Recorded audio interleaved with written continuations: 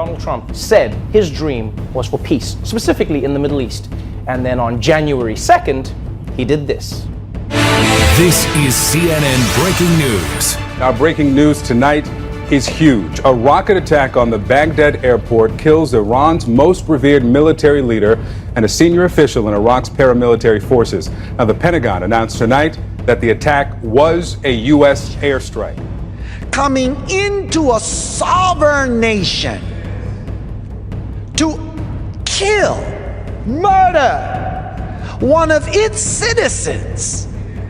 So the article is talking about how much restraint can Iran have, and they have already said they will retaliate.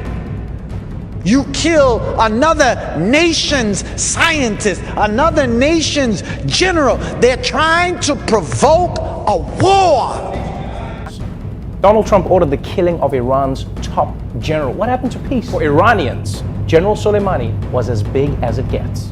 Qasem Soleimani was no ordinary general. The U.S. officially classified him as a terrorist, but in Iran, he was a national hero. This morning, the entire region on edge. Iran vowing retaliation amid fears the two nations are on the brink of an all-out war. Funeral processions, unlike anything seen in decades, are continuing this morning. President Trump and Iran are also dangerously trading very serious threats of war. That this could be the precursor to a war that could unfold in the next few days. Brothers and sisters, we're in a very critical time.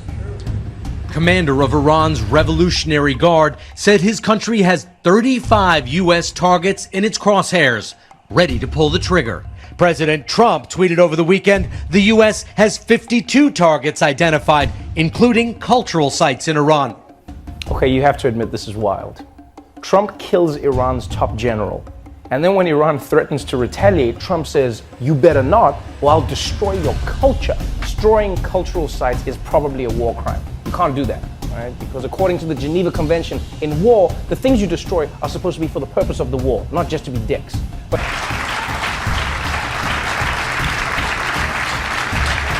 young people across the Middle East are ready for a more hopeful future, and governments throughout the region are realizing that terrorism and Islamic extremism are everyone's common enemy. Pardon me. And the outbreak of a third world war, which would be fought with nuclear weapons, is an imminent and concrete danger. What if an all-out nuclear war happened today? How would it escalate based on current military strategy? How many minutes would we have?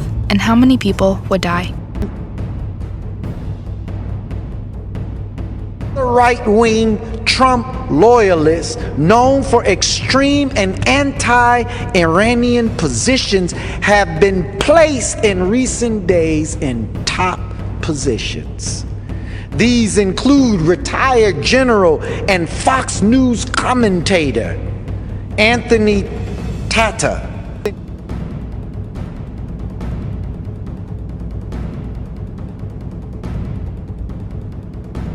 who is taking the number 3 post at the Pentagon and Undersecretary of Defense for Policy. There are moves that are being made and a realignment. Very, very careful, because if the trigger of war in the Middle East is pulled by you using your surrogates at the insistence of Israel, then the war will trigger another kind of war which will bring China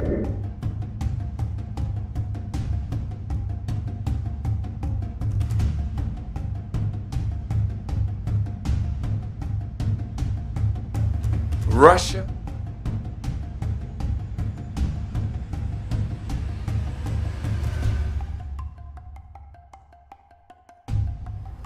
all of the nations into a war And it bothers me to say this to you, Mr. President, but the war will end America as you know it.